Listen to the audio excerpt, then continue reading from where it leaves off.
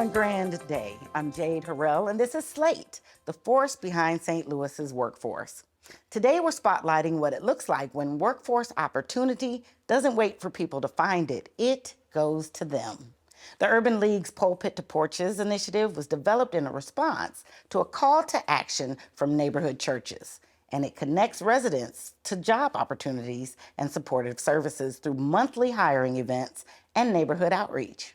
I'm joined today by James Clark, Vice President of Public Safety at the Urban League, and Miss Leslie Byrd, the Division of Public Safety Director at the Urban League. Welcome to you both. Oh, well, Jade, thanks for having us. It is great to be in such great company again. Yeah, it is an honor. And Jade, you are great company. You've been doing so much for St. Louis for so long, and just keep inspiring St. Louis. Well, I take that as a high honor and compliment, and what a pleasure to meet and learn more about this initiative. Yes. So that's a pretty powerful name, Pulpit to Porches. Yes. Which one of you want to tell me about where the name was inspired and the origin of the mission? Yeah, Jade, the Urban League Division of Public Safety, we use a very unique lens when you talk about public safety. Most people, when you say public safety, they think law enforcement.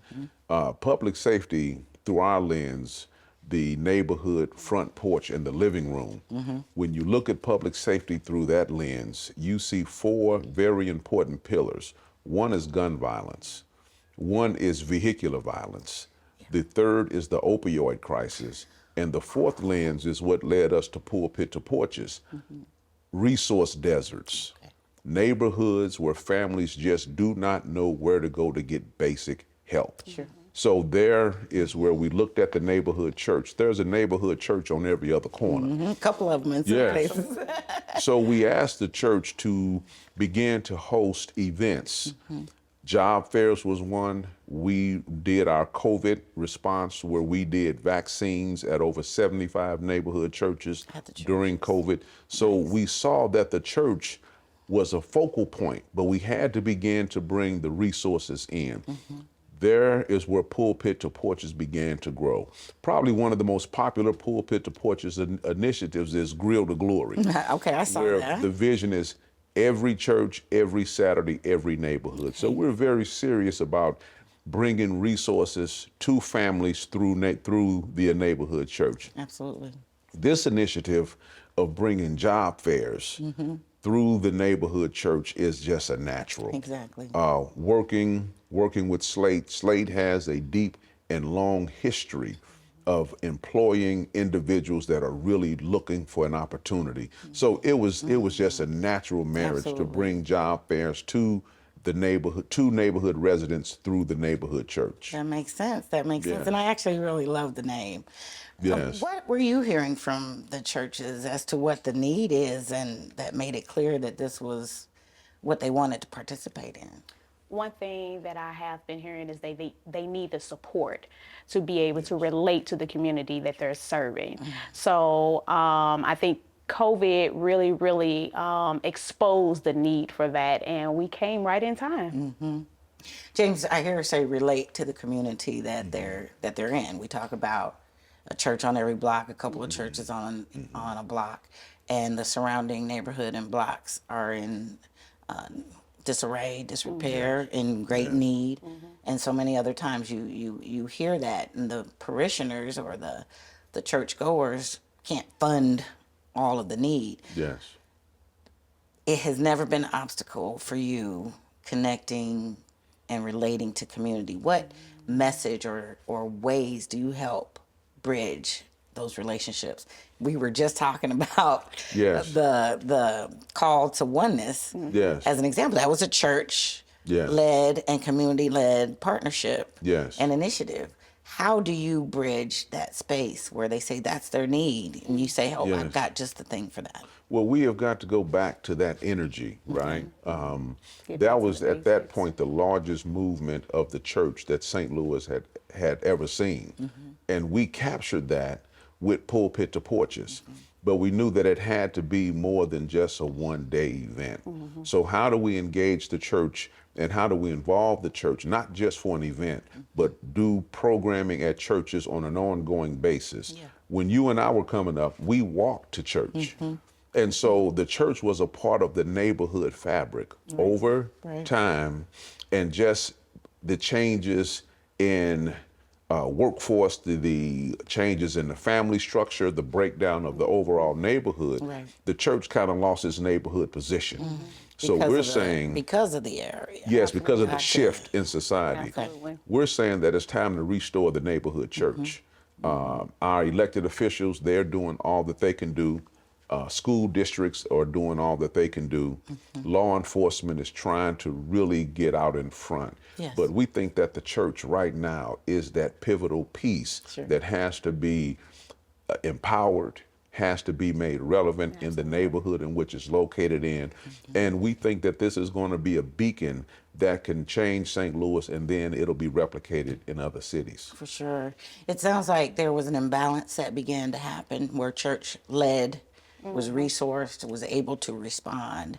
And Yes. then so many other widespread issues took over the ability to serve at that level. And now you're bringing that back, Yes. which strengthens the leadership and communication from the residents and the church. They want more Yes. people in the pews, so They to do. speak, right? Yes. So Yes. what makes this different than a traditional job fair where they might get up and go? Well, because we're making those calls, we're calling our clients, we're going to our case management loads, and we're inviting them to the job fair. So this is not just exposed overly to the public, but to those ones who have filled out the intake through our division, and they ask for job services. Okay. So we really want to make sure we're hitting those who are actually needing the help and requesting the help. Nice, nice. So James, then they are asking for help, and you know that sometimes it's more than just saying, okay, we'll show up here at 9 o'clock. How are you, in this partnership, able to help strengthen their candidacy and eligibility? You know, for Jade, jobs? that is a good question, and thank you for asking that question. Ms. Byrd leads the Division of Public Safety, Yeah. and we deploy urban engagement specialists into the neighborhoods. Trained, uniformed, disciplined, enlightened men and women who go door to door. Yes. And during that door-to-door experience, they look to get an assessment form.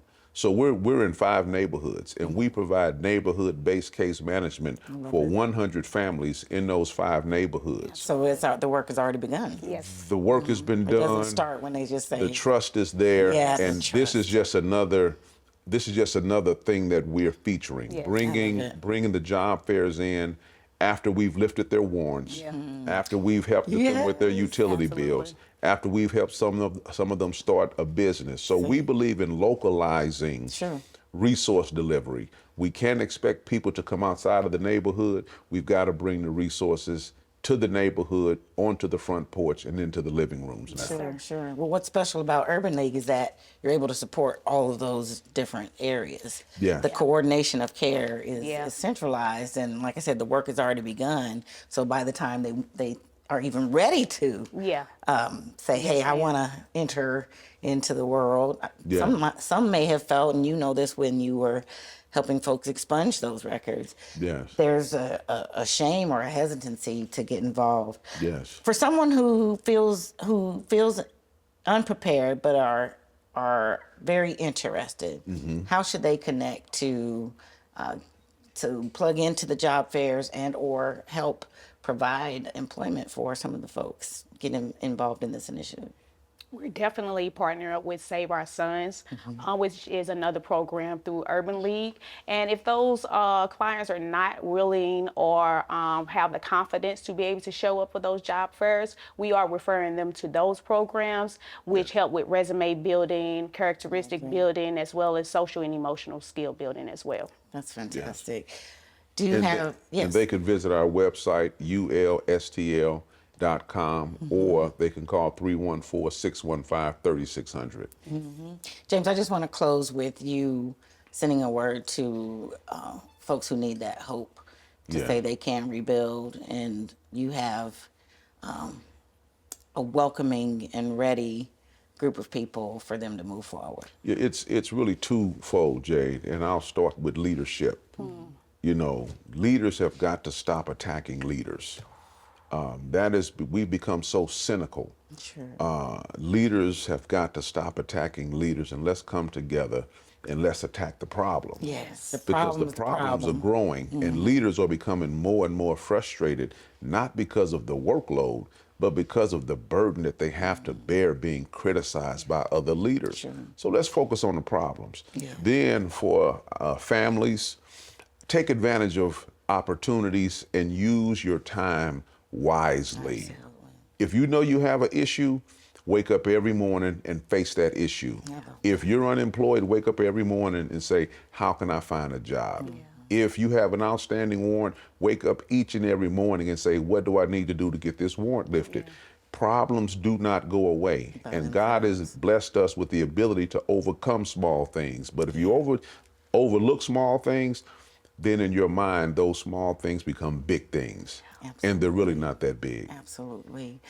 I gotta thank you both. That was a pep talk for me too. Well, This is what real community workforce work looks like. Trusted partners, consistent presence, and pathways people can actually reach. And to everyone watching, if you are a job seeker, don't count yourself out. Show up, connect, and take the next step each and every day, like James says. And if you're an employer or community partner, consider what it means to meet talent where they are, because that's how we build a stronger St. Louis. So don't wait, call SLATE at 314-589-8000 to learn more about career opportunities like these. I'm Jade Harrell, and this is SLATE, the force behind St. Louis's workforce. See you next time.